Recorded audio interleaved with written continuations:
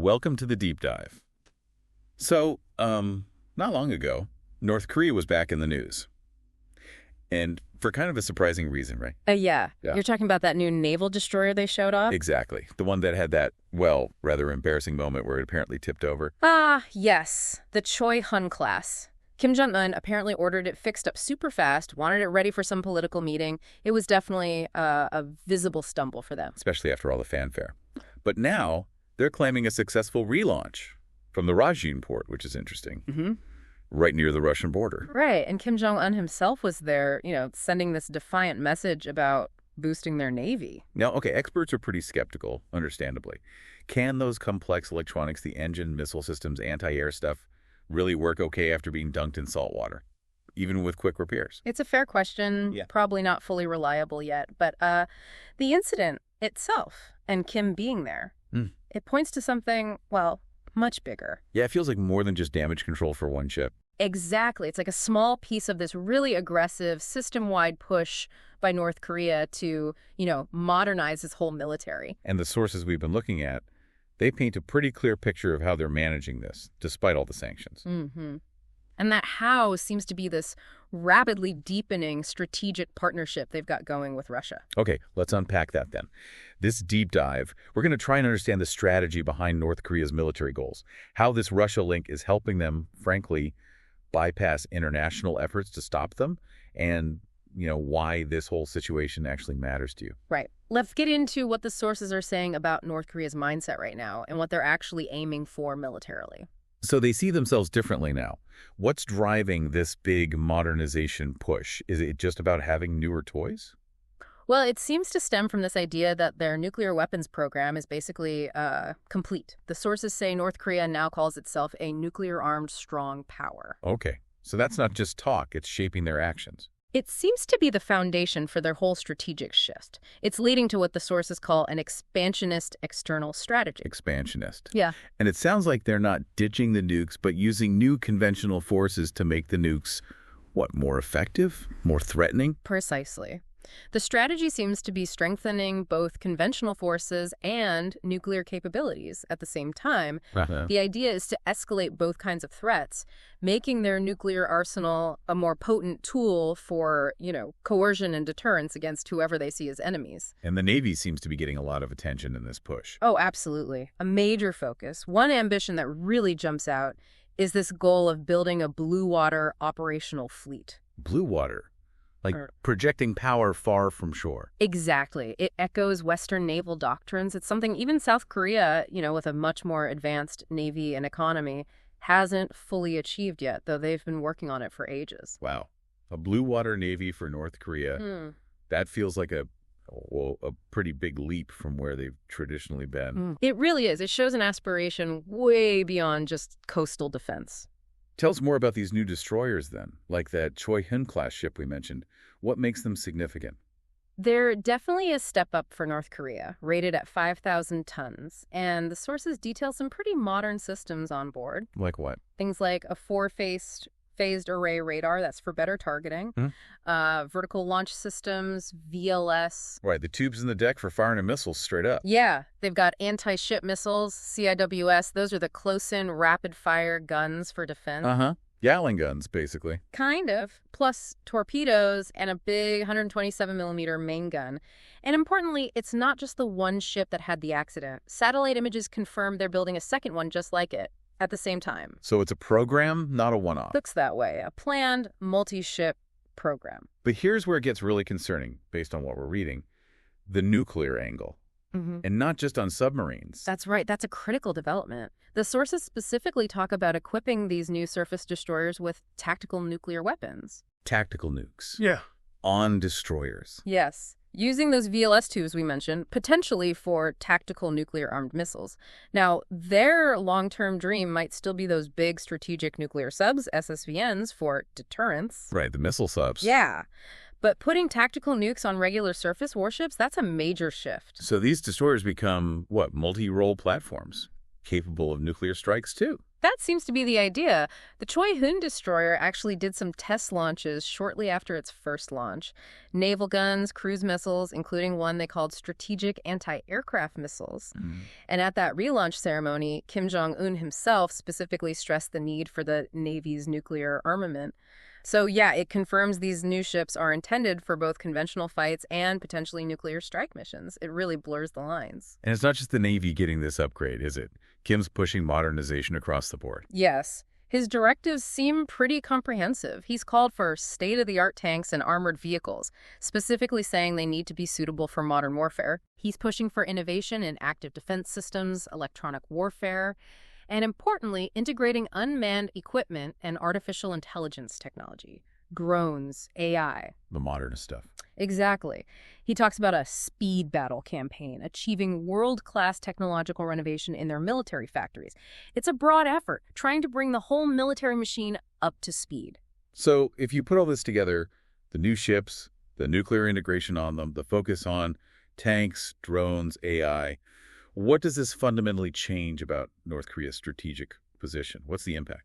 Well, the strategic impact, according to the sources, it's multi-layered, and it kind of builds on itself. First, on a tactical level, it aims to maybe reverse some of those past naval defeats they've suffered. Right, particularly near the NLL, that disputed sea border, Yeah. where South Korea's ships were usually better. Exactly. Their older ships were often outmatched. These new ones are meant to change that. Yeah. But it goes beyond just winning small skirmishes. You mentioned preparing for full-scale war earlier. Yes. The goal seems to be building a fleet that can actually achieve some level of parity with the South Korean Navy, establish some maritime control. If they get destroyers like the Choi-Hoon operational, it would allow them to realistically form a second front in a conflict. That gives significant support to ground forces, advances their readiness for a full war scenario. And layering the nuclear capability onto these ships adds another dimension. Absolutely. It enables new kinds of nuclear provocation and coercion. Putting tactical nukes onto conventional forces just gives them more options, to apply pressure at different stages of a crisis.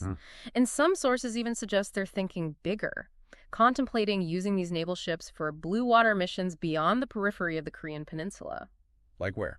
Well, the sources mention hypothetical scenarios like maybe participating in a Taiwan Strait contingency, the idea being to gain strategic leverage, boost their international standing somehow. That is an incredibly ambitious set of goals. But hang on, North Korea has crippling economic problems, right? Sanctions. How on earth are they finding and building all this advanced stuff? And that is the absolute crucial question. And it brings us squarely to the Russia connection. You're right. Despite the ambition, North Korea faces severe economic limitations. Yeah. Years of international sanctions, COVID border closures. It's created huge challenges for them in developing complex tech, getting precision parts, quality control, even basic industrial infrastructure. So Russia needing weapons desperately for its war in Ukraine, that created an opening for North Korea, a way around those limits. That's exactly how the sources frame it. Russia's urgent demand for ammo, tanks, armored vehicles, artillery, it gave North Korea sudden leverage and a vital economic lifeline. So North Korea sends weapons to Russia. Significant quantities, yes. There are even some reports, though maybe less confirmed, about North Korean soldiers potentially being sent to fight in Ukraine, maybe 11,000. That would provide combat experience, but the weapon supply is the key economic and strategic trade here. And in return, North Korea seems to be getting exactly the kind of help it needs for its military modernization. That appears to be the critical payback. Russia seems to be transferring technologies North Korea desperately needs to overcome its own technical hurdles, specifically things from missile development, submarines, warships, other advanced conventional weapons. Any specific examples? Well, there was that report from NHK back in February 2025. It specifically mentioned North Korea, with Russian technical help, starting mass production of drones they apparently co-developed. Wow, co-developed drones. Okay. Let's loop back to that destroyer incident, the one that tipped over. You mentioned it was moved to Rajin port near Russia for repairs. Is that connected to this tech assistance? Experts certainly think so. Speculation is high. Fixing severe saltwater damage to complex electronics on a warship engine controls, missile launchers, radar systems that take serious expertise. Stuff North Korea likely doesn't have much of, especially for quick fix. Probably not domestically, no. So given how fast they claim the repair happened and the move to a port so close to Russia, experts think it's highly likely Russian technicians provided direct help. Even if the ship isn't really fully fixed.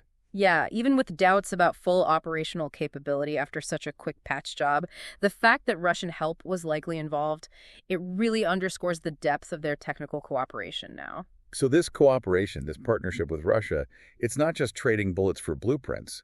It's fundamentally enabling North Korea in ways that undermine international efforts. That's the crux of it. This strategic partnership is essentially a new pathway for North Korea to get technology and resources.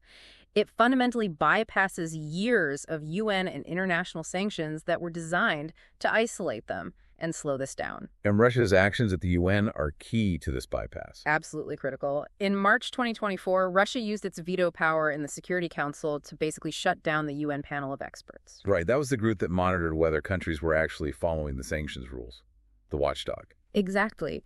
The sources say the end of that panel left the Security Council effectively blind. It can no longer properly monitor or report on the military trade and other banned activities between North Korea and others.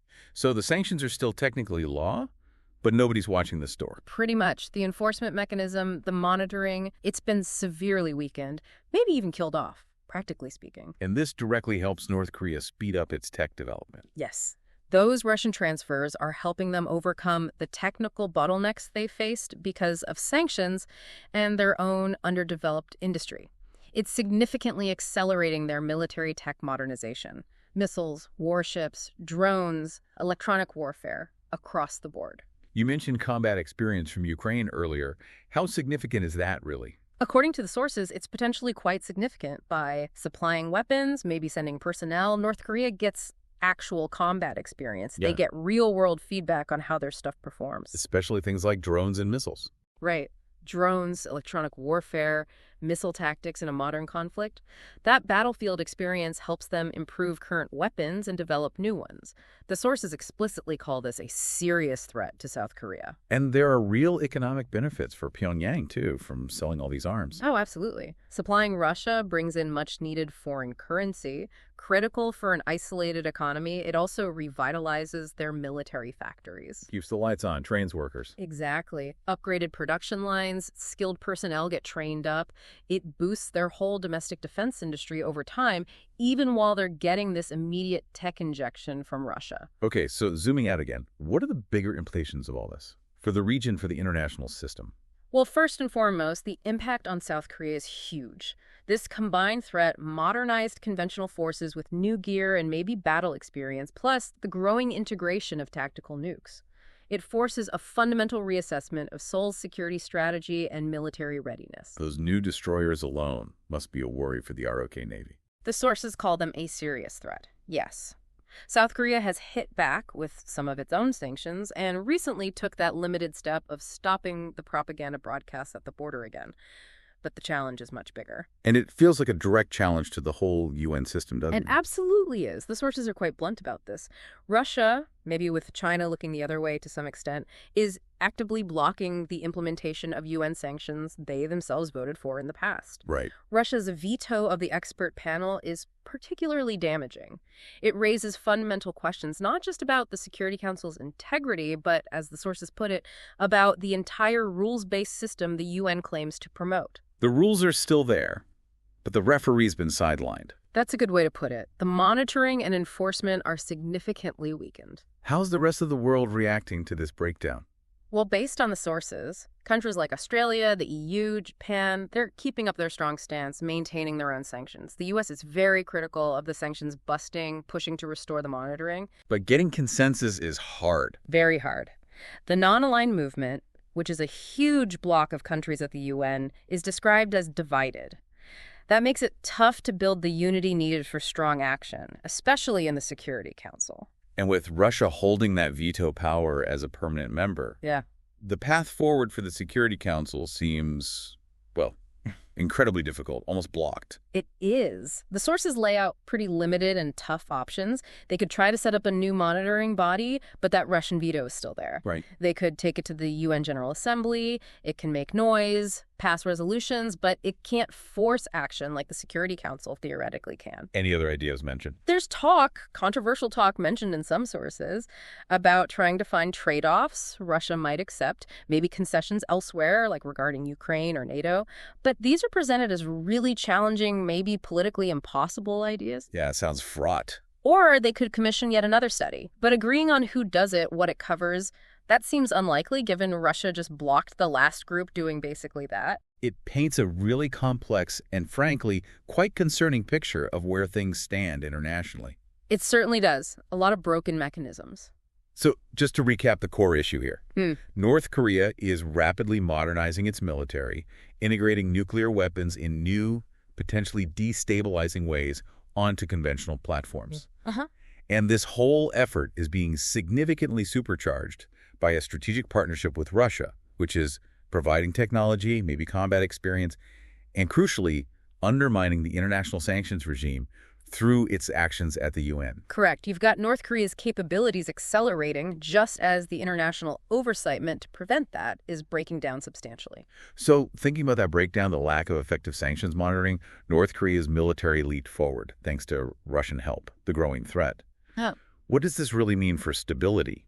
Not just on the Korean Peninsula, but for the credibility of these international systems designed to stop proliferation and conflict. That's the huge question, isn't it? Yeah. How can the international community effectively respond when a permanent member of the Security Council, a body set up to uphold these rules, is actively helping another country break them?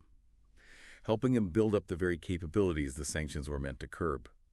That's maybe the toughest question emerging from all this, and one without any easy answers right now.